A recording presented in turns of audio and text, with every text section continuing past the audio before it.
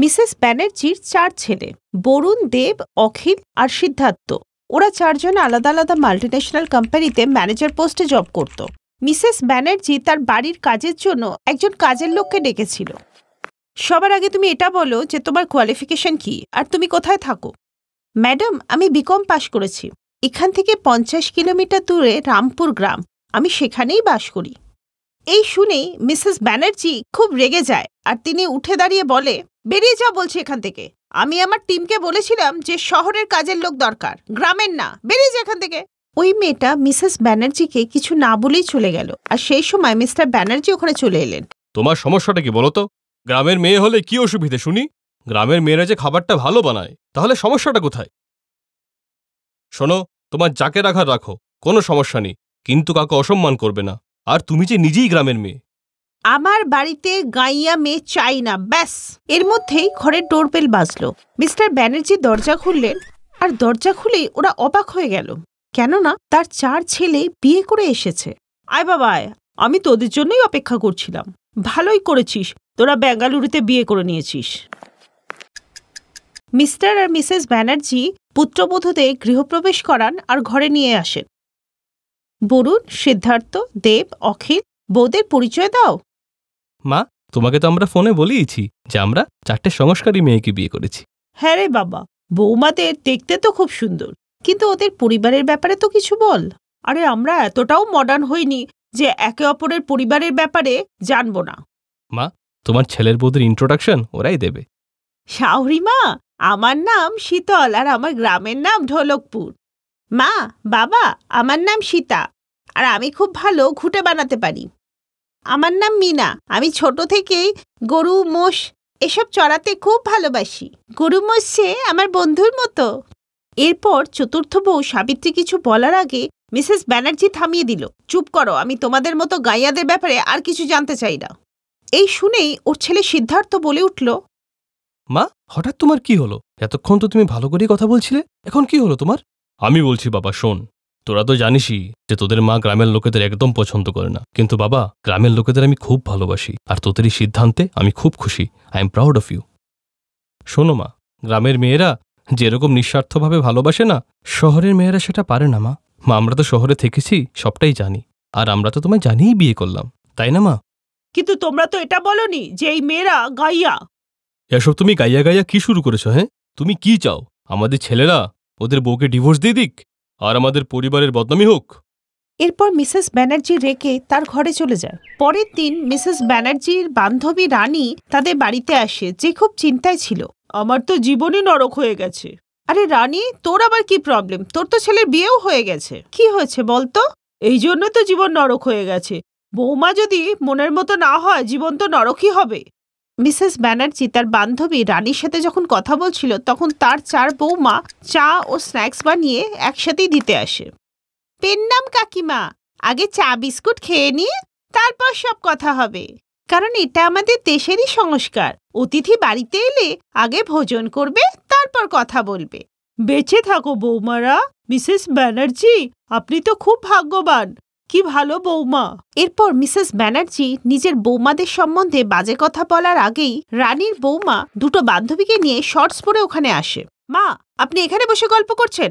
আমি বলেছিলাম না যে আমি বান্ধবীদের সাথে পার্টিতে যাব? চুপচাপ নিজের ঘরে বসুন, ঘরে কেউ নেই। বৌমা, তুমি যাও, আমি আসছি। ঠিক আছে, আমি চলে যাচ্ছি, ঘরের দরজা কিন্তু খোলা থাকলো, বাড়িতে চোর ঢুকলে আমাকে বলবেন না। এরপর রানী দেবী কিছু না খেয়েই সেখান থেকে উঠে বাড়ি চলে গেলেন। দেখলে তো, রানীর বৌমা কিন্তু গ্রামের না, শহরের, শিক্ষিত, আর শিক্ষিত হয়ে পরিবারের লোকেদের কতটা সম্মান দেয়, দেখলে তো? বাবা, বউ শহরের হোক বা গ্রামের, তাতে কিছু যায় আসে না। কোনো কোনো সময় গ্রামের বউও খারাপ হয়, আবার কোনো কোনো সময় শহরের বউ। এই শুনে মিসেস ব্যানার্জি মুখ বাঁকিয়ে নিজের ঘরে চলে গেলেন। সন্ধেবেলা 4 বউ ব্যালকনিতে দাঁড়িয়ে বাইরের সৌন্দর্য দেখছিল। বোনেরা দেখো, বাইরে কত বড় বড় বিল্ডিং, কিন্তু রাস্তায় কাউকে দেখা যাচ্ছে না তো। শহরে সবাই ঘরের ভেতরেই থাকে, খোলা আকাশের নিচে কেউ আসতে চায় না। না না না, দেখা যাচ্ছে তো, ওই তো ষাঁড় ঘুরছে। হ্যাঁ, শহরে জানোয়ার বাইরে ঘোরে আর মানুষ ঘরের মধ্যে বন্দী হয়ে থাকে। তখন ওদের চারজনের দৃষ্টি রানী দেবীর বৌমার দিকে গেল। ওর বান্ধবীরা ওকে ছেড়ে চলে গেছে, ও নেশায় ছিল আর একটা ষাঁড় ওকে তাড়া করছিল। এই দেখে চার বউ নিচে ছুটে এলো, আর সীতা মাঝখানে এসে গিয়ে ষাঁড়ের মাথায় হাত বোলালেই ষাঁড় ওখান থেকে চলে যায়। থ্যাংক ইউ, তোমরা আমাকে বাঁচালে, নাহলে এই ষাঁড়টা তখন আমাকে মেরেই ফেলতো। Thank you. তখনই ওখানে রানী দেবী আর মিসেস ব্যানার্জিও এসে যায়। বেঁচে থাকো মা, বেঁচে থাকো। কিন্তু আমি একটা জিনিস বুঝতে পারলাম না, ষাঁড়টা তোমাদের কেন কিছু করলো না? আমরা চারজনই ছোটবেলা থেকে এদের সাথেই বড় হয়েছি, তাই আমরা জানি কখন ওদের মটকা খারাপ হয় আর কিভাবে সেটাকে ঠিক করতে হয়। ভালোবেসে ওদের মাথায় হাত বোলালে ওরা চলে যায়। আস্তে আস্তে আশেপাশের সমস্ত লোকরা বাইরে চলে আসে, আর তারা সবাই ওই চার বৌমার খুব তারিফ করে। পরের দিন নেশা কাটলে চিঙ্কি ওদের কাছে আসে। তোমাদের চারজনকেই প্রথম দেখলাম, আর আন্টি তো ছেলেদের বিয়েতে ইনভাইটই করেনি। আর এইভাবেই ওই চার গাইয়া বউয়ের সাথে চিঙ্কির বন্ধুত্ব হয়ে গেল, আর চিঙ্কি কিছুদিনের মধ্যে পুরোপুরি পাল্টে গেল। এখন থেকে ও মদ খাওয়া ছেড়ে দেয় আর একজন সংস্কারী মেয়ে হয়ে যায়। একদিন রানী মিসেস ব্যানার্জির সাথে দেখা করতে আসে। মিসেস ব্যানার্জি, আমি তোমার বৌমাদের ধন্যবাদ জানাতে এসেছি।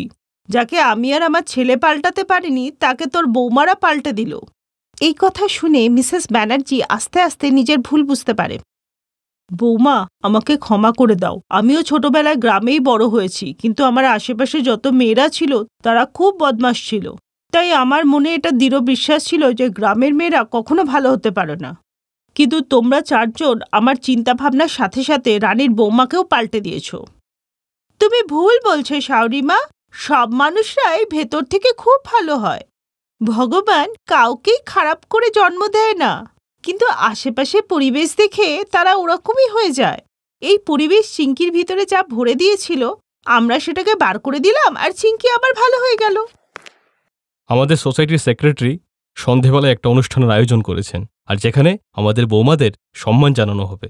ওরা মেয়ে হয়ে আর ষাঁড়টাকে কোনো ক্ষতি না করে যেভাবে চিঙ্কিকে বাঁচিয়েছে, তার জন্য ওদের সম্মান জানানো হবে। সন্ধেবেলা ওই চার বৌমাকে সোসাইটির তরফ থেকে সম্মান জানানো হলো, যাতে ব্যানার্জি পরিবারের সম্মান আরও বেড়ে যায়। আজকের পর থেকে সোসাইটির সব মেয়েদের মিসেস ব্যানার্জির বৌমাদের সাথে বন্ধুত্ব করা উচিত, যাতে সবার মধ্যে শুয়ে থাকা সংস্কার জেগে ওঠে। এইভাবে মিসেস ব্যানার্জির ভুল ধারণা ভেঙে যায় যে গ্রামের মেয়েরা খারাপ হয়। এরপর চার বৌমা নিজের পরিবারের সাথে আর সোসাইটির সাথে খুব ভালো করে থাকতে লাগলো।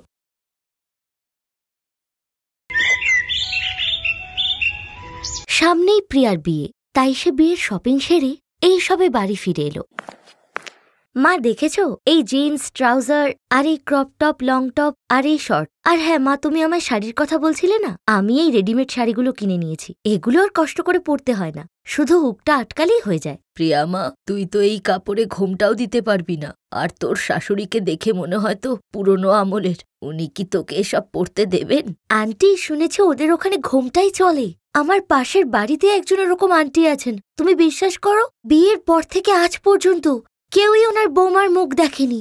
নিজের মা আর বান্ধবীর কথা শুনে প্রিয়া একটু ঘাবড়ে গেল, কারণ রোহনকে বিয়ে করার সিদ্ধান্তটা ওর একারই ছিল। কিছুদিন বাদে প্রিয়ার বিয়ে হয়ে গেল, আর পুরো বিয়েতে ওর শাশুড়ি মা রমা সারাক্ষণ শুধু প্রিয়ার ঘোমটাই ঠিক করতে থাকলো। বিয়ের পর প্রিয়া বৌভাতের জন্য তৈরি হচ্ছিল, তখনই ওর ননদ এসে বলল, বৌদি, তোমার সব ড্রেসগুলো সুন্দর। আর এই শাড়িগুলো, এগুলো সেলাই করা রেডিমেড না? এখন মার্কেটে যে এগুলো খুব ট্রেন্ডিং।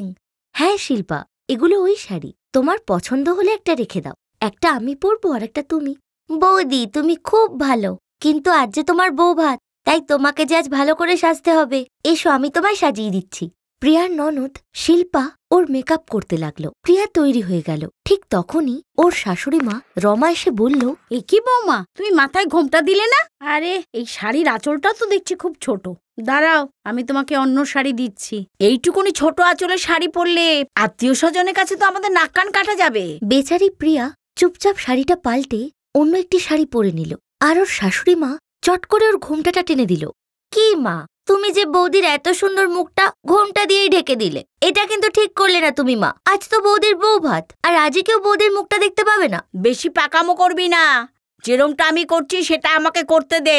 জানিস না আমাদের ঘরের নতুন বউরা ঘোমটা দিয়ে থাকে? আমিও তো সবেমাত্র এই ছাড়লাম ঘোমটা দেওয়া। তাই প্রিয়াকে ওই বাড়ির নিয়মকানুন মানতেই হবে। এবার চুপচাপ বৌদিকে নিয়ে নিচে আয়। একে তো গরমের দিন, আর তার উপরে এত বড় ঘোমটা। প্রিয়া প্রচন্ড চিন্তায় পড়ে গেল, আরো গরমে ঘামছিল। কিছুক্ষণ পর যখন সব অতিথিরা চলে গেল, তখন প্রিয়া ঘরে এসে এসিটা চালিয়ে স্বস্তি পেল। এই নাও বৌদি, তোমার জন্য ঠান্ডা ঠান্ডা জুস নিয়ে এসেছি, তাড়াতাড়ি এটা শেষ করো। আমি জানি মায়ের জন্য তোমার খুব কষ্ট হচ্ছে, জানি না মাও যে কেন ওই পুরনো যুগের নিয়মগুলো এই মডার্ন যুগেও আঁকড়ে বসে রয়েছে। একটু আধটু ঘুমটা ঠিক আছে, কিন্তু তাই বলে এত বড় ঘুমটা। দাঁড়াও প্রিয়া, আমি এই ব্যাপারটা নিয়ে এক্ষুনি মায়ের সাথে কথা বলছি। না রোহন, ওনার ভালো লাগবে না। উনি ভাববেন যে আমি তোমার কাছে ওনার সম্পর্কে খারাপ কথা বলেছি। ঠিক আছে, তুমি বাদ দাও না, আমি অ্যাডজাস্ট করে নেব। প্রিয়া বৌদি, তুমি কিছুক্ষণের জন্য এসি চালিয়ে ঘুমাও, তোমার আরাম হবে। আমি আজ রাতে তোমার পছন্দের খাবার বানাবো, ঠিক আছে? হ্যাঁ সত্যি শিল্পা, সত্যি আমি ভীষণ ভাগ্যবতী রে, যে তোর মতো একজন ননদ পেয়েছি। থ্যাংক ইউ সো মাচ রে, নইলে এই বাড়িতে যে আমি খুব একা হয়ে যেতাম। কিন্তু তুই সবসময় আমার পাশে বোন হয়ে দাঁড়িয়ে থাকিস। এই বলে প্রিয়া শিল্পাকে জড়িয়ে ধরল। এখন তো সবসময় এমনটাই হতো যে বাড়িতে কোনো অতিথি এলে কিংবা প্রিয়া বাইরে কোথাও গেলে ওর শাশুড়িমার সঙ্গে সঙ্গে ওর ঘোমটা টেনে দিত। প্রিয়া এসব চুপচাপ সহ্য করে যাচ্ছিল, কারণ সে তার স্বামী আর শাশুড়িকে খুব ভালোবাসত। তাই সে চাইত না যে ওকে নিয়ে ওর শাশুড়িমা আর রোহনের মধ্যে কোনো ঝগড়া হোক। মা, মানালিতে কিন্তু এখন ঠান্ডা খুব, তাই তোমরা গরম জামাকাপড় কিন্তু সঙ্গেই রাখবে। কত বছর পর আমরা সবাই একসঙ্গে ঘুরতে যাব, আর এই সব ক্রেডিট প্রিয়া বৌদির। এতে কোনো ক্রেডিটের ব্যাপার নেই রে শিল্পা, সবাই একসঙ্গে ঘুরতে গেলে যে আমারই ভালো লাগবে রে। তাই রোহনকে সবার টিকিটই বুক করতে বলে দিলাম। এই বউ তো দেখছি খুব চালাক। পরের মাসে নিজেরা থাইল্যান্ড আর মালয়েশিয়া ঘুরতে যাবে, আর আমাদের শুধু মানালি পর্যন্ত ঘুরতে নিয়ে যাবে। হ্যাঁ হ্যাঁ জানি, মালয়েশিয়া আর থাইল্যান্ড গিয়ে তো আর ঘোমটা দেবে না। আর আমি থাকলে তো ঘাড় ধরে ঘোমটা দেওয়াবো, ওই জন্য মহারানী একাই যাবে। তবে আমিও কম নই, মানালিতে আমি সারাদিন ঘোমটা দিয়েই রাখবো। শোনো প্রিয়া বৌমা, মানালিতে আবার টপ আর জিন্স পরে ঘুরে বেড়াবে না কিন্তু, ওইসব চলবে না। শাড়ি পরতে হবে এবং ঘোমটা দিয়ে থাকতে হবে। মা, তুমি এসব কি বলছো? মানালিতে আমাদের কোন আত্মীয় আছে শুনি যে প্রিয়া বৌদিকে ঘোমটা পরে থাকতে হবে? জায়গা বদল হলেও রীতিরেওয়াজের কোনো বদল হবে না। আমার যা বলার আমি তা বলে দিলাম, আর না হলে আমি আমার যাওয়া ক্যান্সেল করে দিচ্ছি, তোমরা তিনজনে মিলে চলে যাও। আরে না রে শিল্পা, আমি ঘোমটা দিয়ে নেব, আমার কোনো সমস্যা হবে না। মা, আমি আপনার কথা মতোই চলবো, আপনি শুধু আমাদের সঙ্গে চলুন। প্রিয়া ইশারায় রোহনকে চুপ করতে বলল। এরপর ওরা সবাই মানালিতে ঘুরতে গেল। প্রিয়ার ঘোমটা দেখে ওখানে আসা লোকজনেরা ওকেই দেখছিল। এত বড় ঘোমটা থাকার কারণে প্রিয়া বরফের ওপর দিয়ে চলতেই পারছিল না। প্রিয়া সামলে, আরেকটু হলেই যে পড়ে যেতে। আরে তুই যে এমন ব্যবহার করছিস, মনে হচ্ছে যেন খুব বাচ্চা মেয়ে। আমি ওর বয়সে ঘোমটা দিয়ে নৈনিতালে ঘুরতে গিয়েছিলাম, সাধ্য ছিল আমার যে ঘোমটাটা এতটুকু নড়বে। ও তো ইচ্ছে করে এমনটা করছে যাতে আমি ওকে ঘোমটাটা খুলতে বলি। প্রিয়া বৌদি, দাদা আর মা, তোমরা একসঙ্গে দাঁড়াও, একটা ফ্যামিলি ফটোগ্রাফ নেব। শিল্পা সবার ছবি তুলল। এইবার আমি এখানে একটু বসি, হাঁটুতে ব্যথা করছে, তোমরা এবার ঘোরো। এক সেকেন্ড, আমার একটা ইম্পর্টেন্ট কল আসছে। মা, তোমরা এখানেই থাকো, আমি এক্ষুনি আসছি।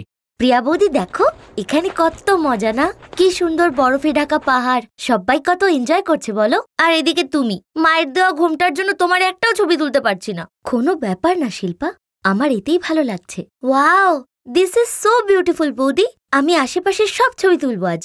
শিল্পার মনোযোগ ছবি তোলাতেই ছিল, আর সে আশেপাশের ছবি তুলছিল। তাই শিল্পা বুঝতেই পারল না যে ওর পিছনে খাদ আছে। সে তো ছবি তোলায় ব্যস্ত ছিল, কিন্তু প্রিয়া এটা দেখে ফেলল আর চিৎকার করে ওর দিকে ছুটে গেল। শিল্পা সামলে, পেছনে খাদ আছে। শিল্পা খাদে পড়ে যেতে লাগলে প্রিয়া ওর হাতটা টেনে ধরল। শিল্পা, তুই আমার হাতটা ছাড়িস না, আমি তোর কিচ্ছু হতে দেব না।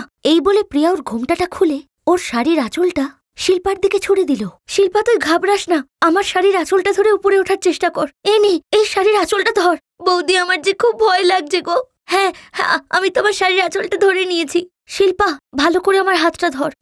আয় উঠে আয়। প্রিয়া শিল্পাকে উপরে তুলে আনলো, আর ততক্ষণে আশেপাশের লোকজনেরাও সেখানে এসে জড়ো হলো আর বলতে লাগলো, আরে এই যে সেই মহিলাটাই যে কিছুক্ষণ আগে বড় একটা ঘোমটা পড়েছিল, ও যে নিজের ননদের প্রাণ বাঁচাতে ঘোমটাটা খুলে ফেললো। আরে ননদের জীবনের থেকে কি ঘোমটার মূল্য বেশি নাকি? আজ ওর শাড়ির আঁচলই যে ওর ননদের জীবন বাঁচালো। ততক্ষণে সেখানে রমা আর রোহনও এসে পড়ল, আর ওরা ওই লোকেদের কথাও শুনল। আর যদি তুমি না থাকতে আমি বাঁচতেই পারতাম না বৌদি, তুমি শাড়ির আঁচলটা দিলে বলেই আজ আমি বেঁচে গেলাম। ভগবানকে অশেষ ধন্যবাদ যে তুই ঠিক আছিস। প্রিয়া ওর শাশুড়ি মাকে দেখে আবার ওর ঘোমটাটা টানতে লাগলো। প্রিয়া মা, আজ থেকে আর তোমাকে ঘোমটা পড়তে হবে না। আমি জানি তুমি আমাকে মন থেকে সম্মান করো, আর সম্মান করার জন্য ঘোমটা পরার দরকার হয় না। বড়দের সম্মান করাটা তো মন থেকে হয়। আর এই কথাটা আজ আমি বুঝতে পেরেছি মা। আমি তো তোমাকে এই ঘরে আমার মেয়ের মতো এনেছি, বৌমা হিসাবে নয়। এটা আমি ভুলেই গেছিলাম মা। তুমি আর আমার মেয়ে শিল্পা এখন আমার কাছে দুজনেই সমান, তাই তোমাকে আর ঘোমটা দিতে হবে না মা। রমার কথা শুনে প্রিয়া, শিল্পা আর রোহন তিনজনেই খুশি হলো। আর প্রিয়া শিল্পার মতোই মানালিতে নর্মাল ড্রেস পরে ঘুরতে লাগলো। ওই দিনের পর থেকে রমা আর কখনোই প্রিয়াকে ঘোমটা দিতে বলেনি। Thanks for watching.